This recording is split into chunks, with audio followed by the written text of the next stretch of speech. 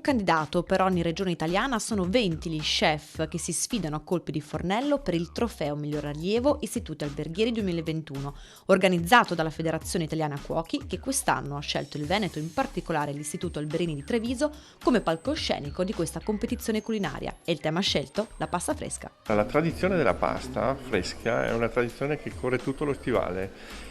La peculiarità in questo caso di questo concorso è abbinare alla pasta le varie tradizioni in cui viene fatta nei vari territori. Quindi sì, 20 regioni, 20 ricette diverse, 20 ricette che si avvicinano ai loro territori. Fanno una prova di 45 minuti più 15 per il riassetto del laboratorio. Non guardiamo solamente al gusto, ma guardiamo anche come i ragazzi in questo momento stanno preparando, le tecniche di lavoro, l'HCCP, quindi l'igiene, come si comportano.